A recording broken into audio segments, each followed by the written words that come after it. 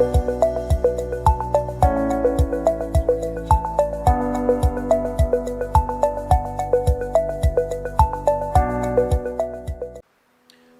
friends, today we thought of talking about hoarseness of voice, which is very common in today's society.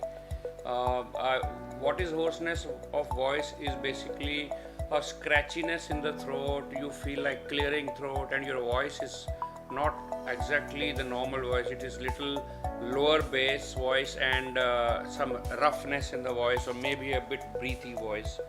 तो इसको हम hoarseness of voice बोलते हैं।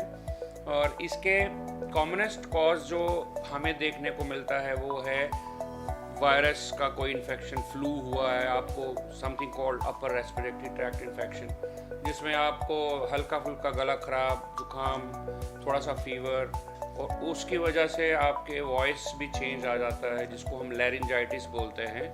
तो hoarseness of voice का commonest cause जो होता है, जो कि टेम्पररी ही होता है, उसको बोलते हैं laryngitis. And another very common cause of hoarseness is excessive use of voice, which is called abuse of voice. So abuse of voice किस में होता है? जो कि commonly we see is in if you have shouted somewhere very harshly, और अगर आप किसी लार्ज गैदरिंग में बड़े नॉइजी एटमॉस्फेयर में ऊंचा ऊंचा बोल रहे हैं, उससे होर्सनेस हो जाती है टेम्परेरीली। या आपने बहुत ज़्यादा सिंगिंग कर लिया या स्पीच दे दिया या भाषण कर दिया, उस all these things can cause temporary hoarseness of voice. आपकी आवाज़ बैठ जाती है, इसको आप बोलते हैं। सुबह उठते हैं तो आपकी वॉइस निकलती नहीं है, तो ये होर्सनेस ऑफ वॉइस है। ये सारे टेम्पररी कारण है, टेम्पररी होर्सनेस है, ये सारी ये ठीक हो जाती है जल्दी ही। इसके लिए जो ट्रीटमेंट ऑप्शंस रहता है वो बेसिकली वॉइस रेस्ट ही रहता है, अलॉन्ग विथ सम हल्का फुल्का decongestant, anti allergic therapy treatment, medical थोड़ा बहुत आप कर सकते हैं और उससे ठीक हो जाता है। थोड़ा सा उसको एलैबोरेट करेंगे ट्रीटमेंट को, थोड़ा और टेक्निकल चलते हैं।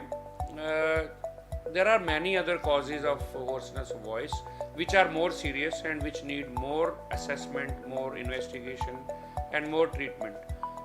उसमें हम broadly दो headings में इसको divide करते हैं।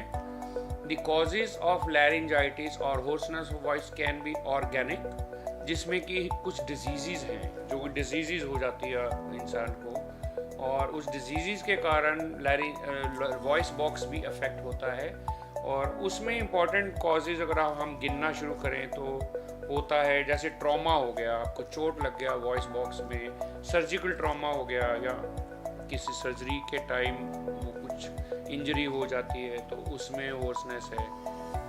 प्रोलॉन्ग्ड वॉइस यूज़र्स जैसे सिंगर्स हैं, टीचर्स हैं, हॉकर्स हैं, शॉपकीपर्स हैं, उन सब में कॉन्टीन्यूसली बोलने के कारण कुछ ऑर्गेनिक प्रॉब्लम्स हो सकती हैं, जैसे कुछ दाने हो जाते हैं वोकल कॉर्ड्स में, कुछ पॉलिप्स हो जाते हैं वोकल कॉर्ड्स में, जो इतनी जल्दी ठीक नहीं होते। उसके लिए कुछ स्पेसिफिक ट्रीटमेंट रिक्वायर्ड है। Basically these causes of organic diseases are hoarseness persisting for more than 2 to 3 weeks. So any patient of hoarseness who doesn't improve in 2 to 3 weeks or persist with the hoarseness has to see a ENT doctor, और ENT doctor को investigate करना चाहिए इसमें causes क्या है। तो सबसे एक कॉज मैंने आपको ट्रॉमा बोला, दूसरा कॉज मैंने बोला आपको प्रोलॉन्ग्ड वॉइस यूज़र में नोड्यूल्स और पॉलिप्स हो जाएंगे। थर्ड कॉज इज़ नियोप्लाज्म, जिसमें कैंसरस ग्रोथ्स होती हैं। एक पर्टिकुलर सेट ऑफ पेशेंट्स जिसमें जो कि ओल्ड हैं, दूसरा वो अल्कोहलिक हैं या एक्सेसिव स्मोकर हैं या पान चूअर हैं, इन पेशेंट्स में cancerous growth on the larynx is very common. और अगर आप इनका हिस्ट्री लेते हैं कैंसरस ऑफ लैरिंग्स की, तो ऑलमोस्ट 90% पेशेंट्स में अल्कोहल की हिस्ट्री मिलेगी आपको, स्मोकिंग का मिलेगा, और ये सब आपको रूल आउट करना है, और ये this needs a serious investigation and serious treatment. Then there are certain systemic ailments in the body, like thyroid का problem, hypothyroidism होता है जिनमें, उनमें वोकल कॉर्ड थिकन हो जाते हैं, उसमें वॉइस होर्स रहती for many months many years. तो एक तो वो कारण भी होता है। कुछ इन्फ्लेमेशंस या कुछ इन्फेक्शंस भी हो सकती है, जैसे ट्यूबरकुलोसिस हो गया है, चेस्ट में ट्यूबरकुलोसिस है, उसमें वॉइस बॉक्स भी इन्वॉल्व हो जाता है कई बार, तो उसमें भी होर्सनेस होती है। तो ये ब्रॉडली ऑर्गेनिक कॉजेज का मतलब है कि जिसमें कुछ लीजन है या कुछ कॉज है जिसको आगे डिटेल ट्रीटमेंट, डिटेल इन्वेस्टिगेशन की रिक्वायरमेंट है, तो ये वो है। एक और सेट ऑफ पेशेंट्स हैं जिसको हम बोलते हैं फंक्शनल होर्सनेस।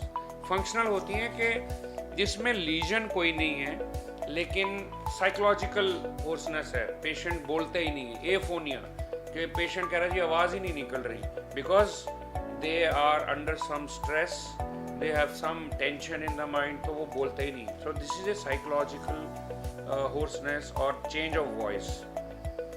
इसको हम फंक्शनल बोलते हैं, functional cases of hoarseness of voice. अभी ट्रीटमेंट की अगर हम बात करें तो जो शॉर्ट लास्टिंग होर्सनेस है, जैसे मैंने शुरू में बोला कि अपर रेस्पिरेटरी ट्रैक्ट इन्फेक्शंस या फिर एक्सेसिव शाउटिंग और some episode where you have abused your voice, उसमें normally we ask the patient to take voice rest. मौन व्रत रखना है 3 से 5 दिन, बिल्कुल मौन व्रत रखना है। और इसके अलावा थोड़ा बहुत आपको हम स्वेलिंग के लिए एंटी इन्फ्लामेटरी स्वेल दे सकते हैं टैबलेट्स, और फ्लू के लिए कुछ ट्रीटमेंट दे सकते हैं।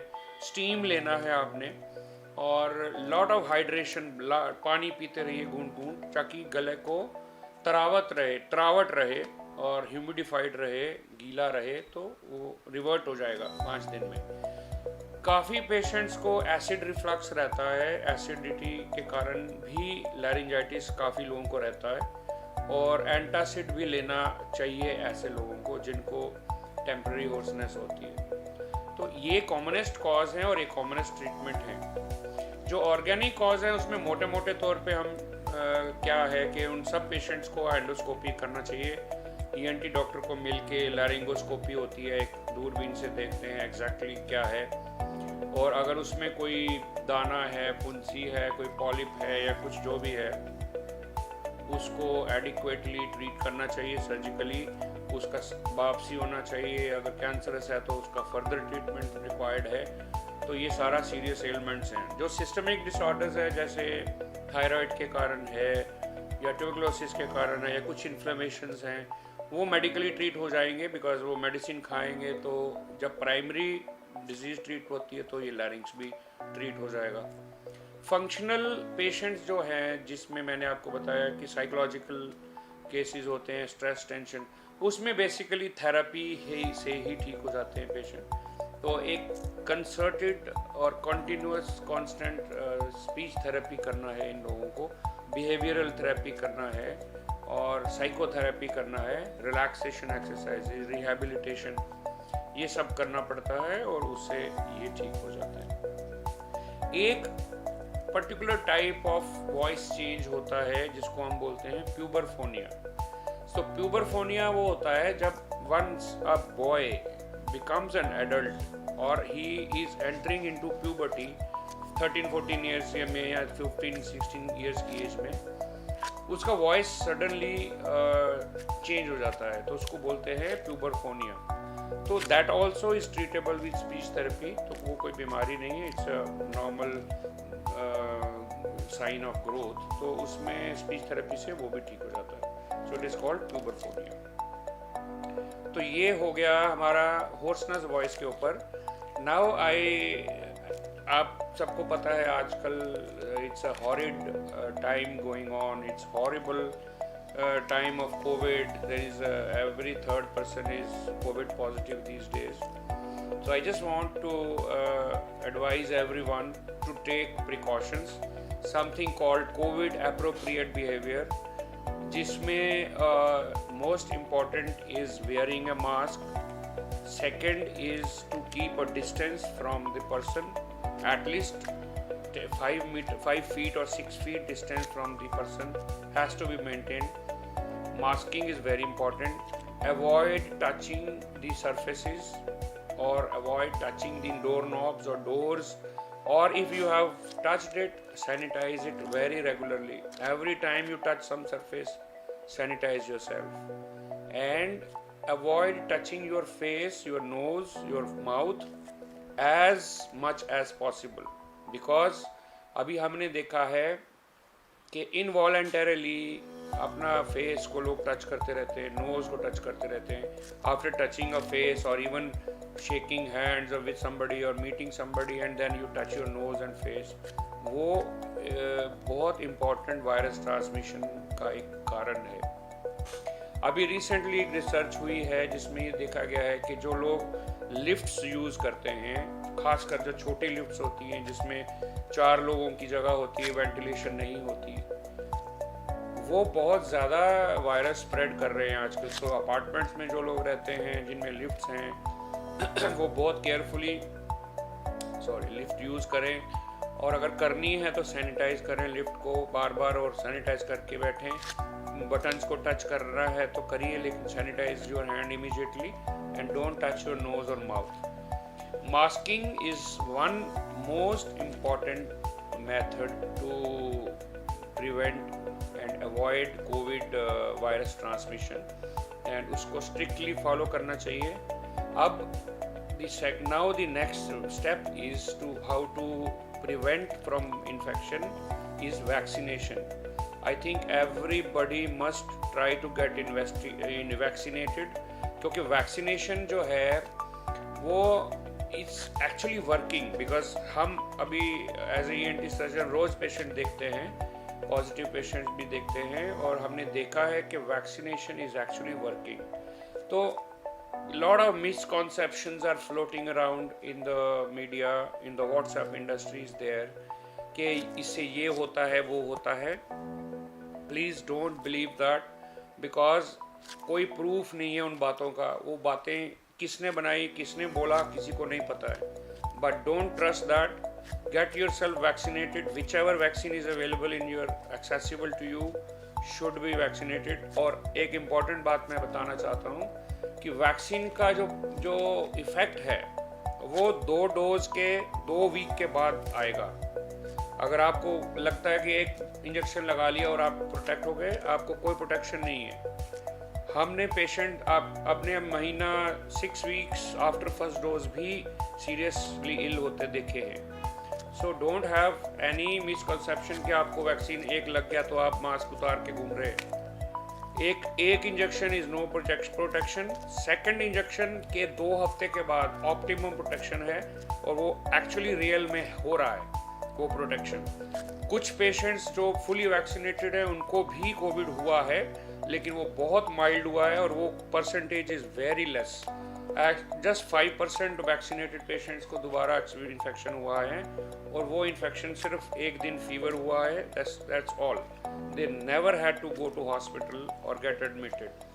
तो ये पब्लिक आप लोगों के लिए बड़ा इंपॉर्टेंट लेसन है। Get vaccinated as early as possible. That's the only protection available.